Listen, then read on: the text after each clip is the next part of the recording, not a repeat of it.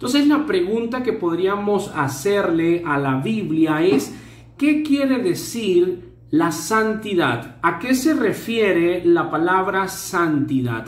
Lo que quiero en primer lugar que sepan es lo siguiente.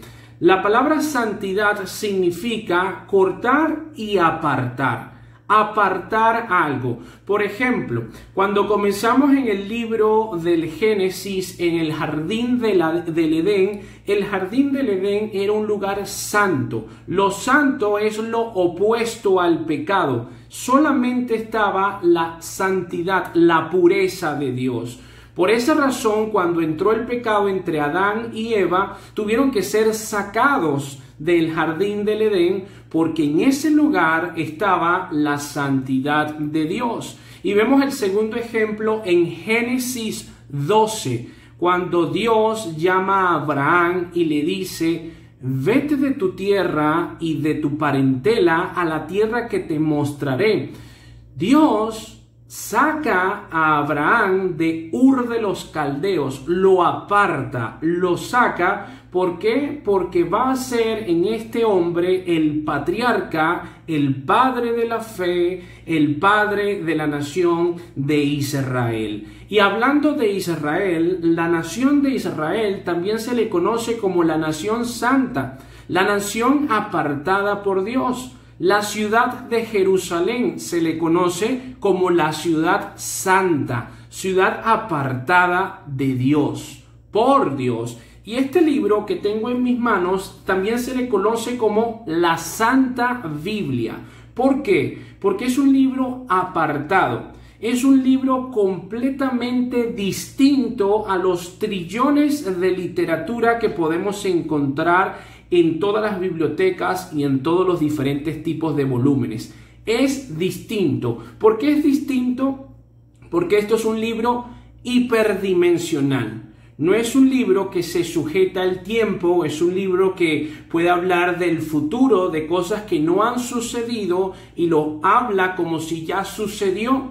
¿Por qué? Porque Dios habita en la eternidad y la eternidad es no tiempo. Entonces podemos entender claramente que la santidad es algo apartado por Dios.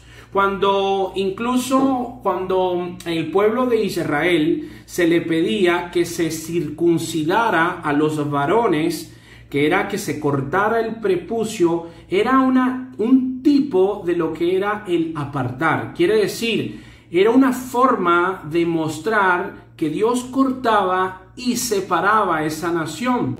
Ahora bien, volviendo al presente, los cristianos que son seguidores de Jesucristo están apartados, son santos.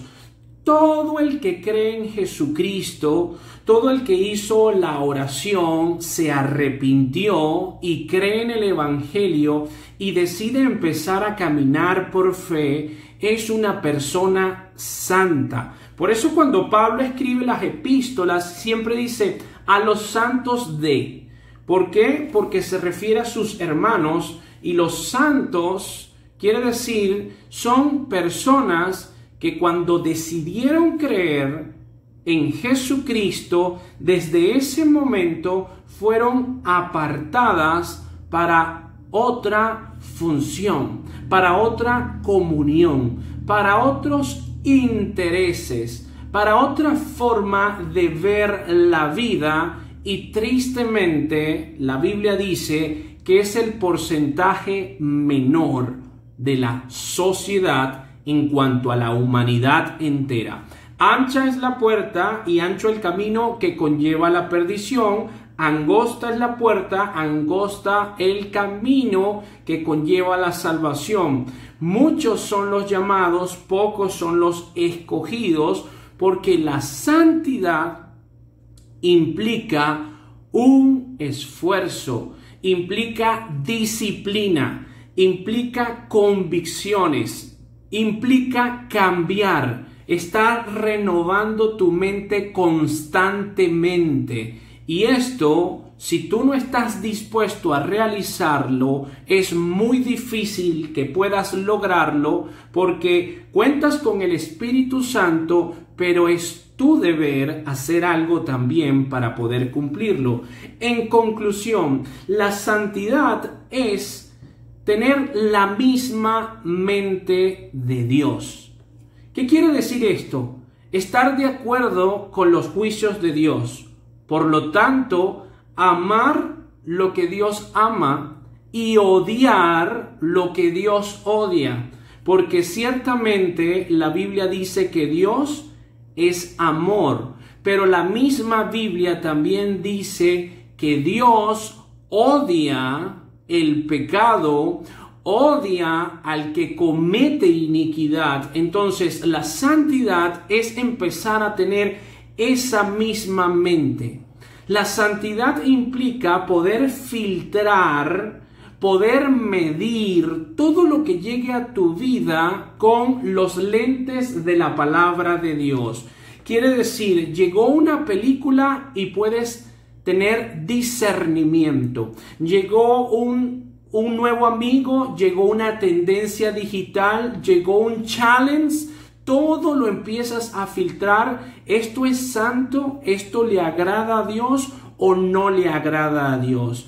Con esto que yo estoy haciendo y diciendo, ¿estoy glorificando a Dios o estoy ofendiendo a Dios? Y para poder lograr esto y poder tener la mente de Dios, es imposible si tú no estudias su palabra. Porque es en su palabra donde están sus mandamientos, sus promesas, sus bendiciones y sus métodos para poder guiar tu vida y proteger tu vida. Entonces, el hombre santo busca humildad en primer lugar. ¿Por qué razón? Porque Dios dijo que el que quiera ser primero, póngase de último. El hombre santo es capaz de negarse a sí mismo y empezar a cargar su propia cruz y seguir a Jesucristo. Y esto es un reto muy difícil para los que están muy amañados con su ego, con su alter ego, con su fama, con su cantidad de seguidores, porque implica dejar, implica soltar. Implica decir, es necesario que Jesucristo crezca en mi vida, en mi entorno, y yo disminuya. Como lo dijo Juan el Bautista en Juan 3:30.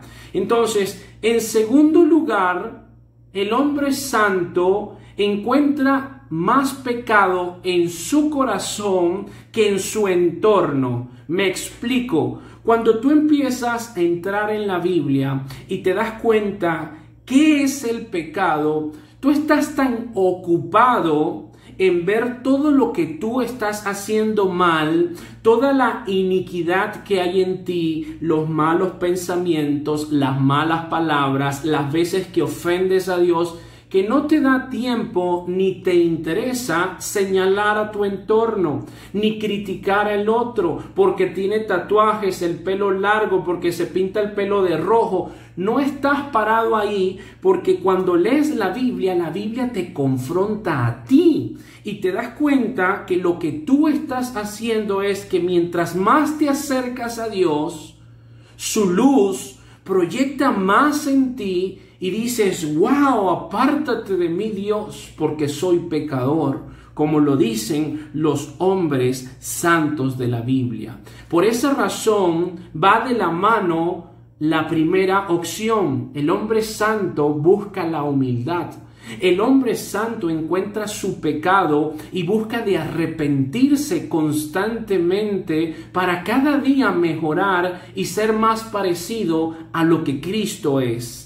El hombre santo, en tercer lugar, es fiel a sus responsabilidades, a sus relaciones, es íntegro. ¿Por qué es íntegro? Porque la integridad es lo opuesto a la bipolaridad o a la hipocresía, a almas divididas que dicen una cosa por las redes, pero en su vida familiar son otras, que proyectan una aparente piedad, pero piensan únicamente en iniquidad. El hombre que es santo busca tener la misma cara en las redes, en persona, con su familia, con sus negocios, porque es como Cristo nos recomienda ser. Que tu sí sea sí y que tu no sea no. Así de sencillo. No hay ninguna otra opción. Entonces, cuando nosotros entendemos qué es el Evangelio, tenemos que tener de la misma mano qué implica el Evangelio.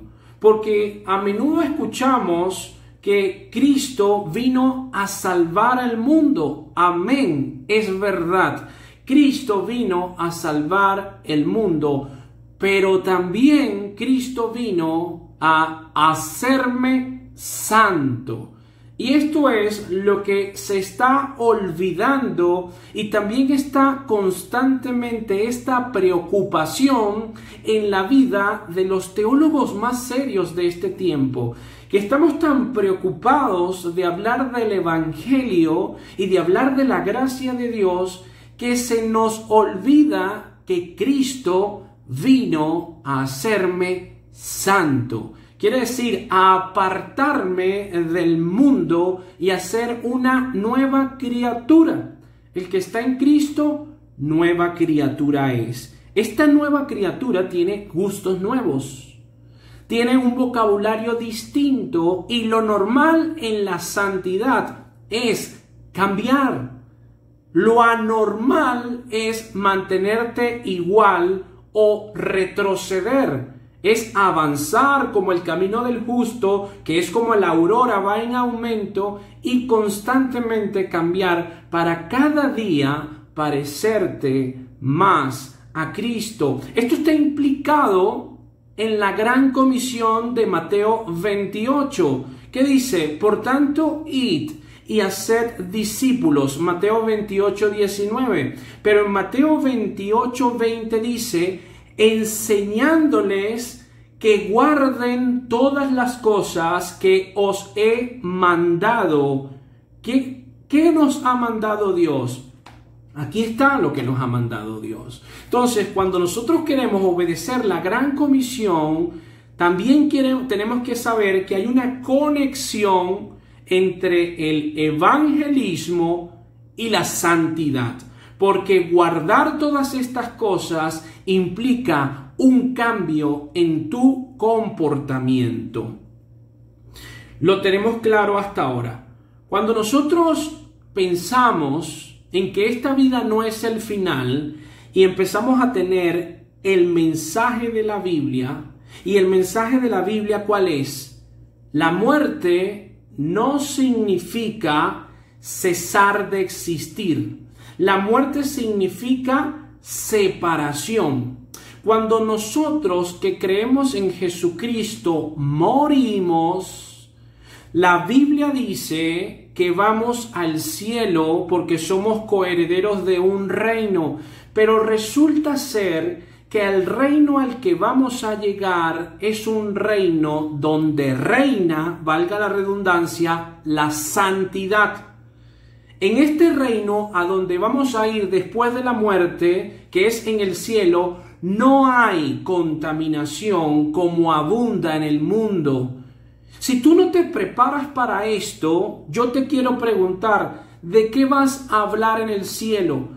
¿Cuál será tu participación en el cielo si lo único que hablas es de las series de Netflix, de los videos de YouTube, de lo que pasa en el Instagram, de Nuevo Orden Mundial, pero no te preocupas por estudiar lo que aquí hay, que lo que aquí hay te está preparando para la vida en la eternidad?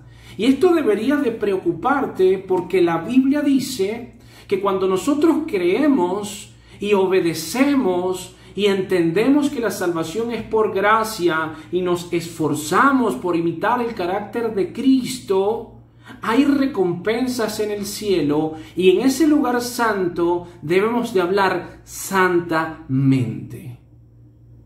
Si tú no practicas ahora, claro que vas a llegar al cielo porque la salvación no se pierde, pero ¿En qué momento vas a tener esa participación? Es como cuando se sale a colación en una reunión con familiares o con amigos, un tema del cual tú eres ducho.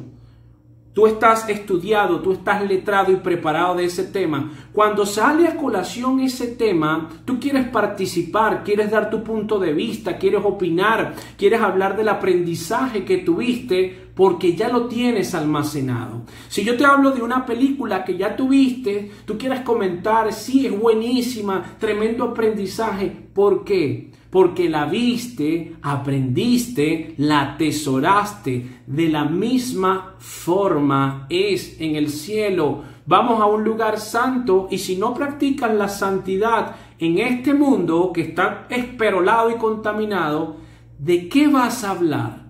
¿Y cuál sería tu participación en el reino de Dios?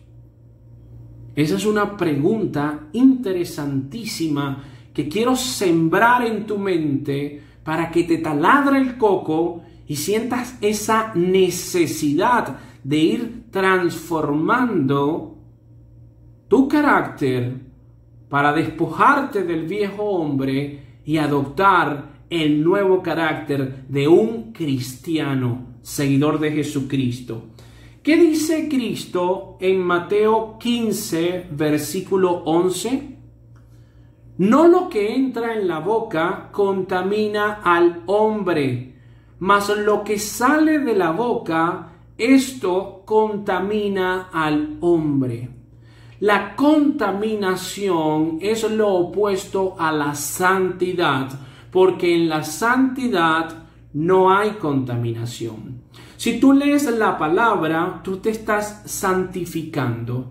Si tú oras, tú te estás santificando. Si tú estás viendo este mensaje y estás tomando nota y estás escuchando el mensaje de Cristo, te estás santificando. Son métodos y medios de gracia para la santificación. Pero ¿qué pasa si después que apagas este video vas corriendo a las redes sociales a despotricar a otra persona, a maldecir a otra persona, a estar chismeando, a estar mandando mensajes de envidia o a estar maltratando a un vecino o a un familiar? Lo que hiciste en este momento lo perdiste porque decidiste contaminarte.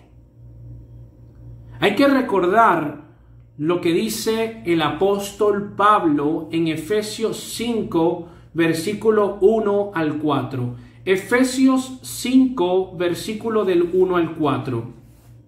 Sed, pues, imitadores de Dios como hijos amados. Imitadores de Dios.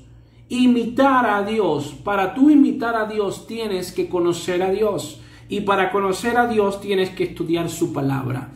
Debemos de imitar a Cristo porque Cristo es Dios.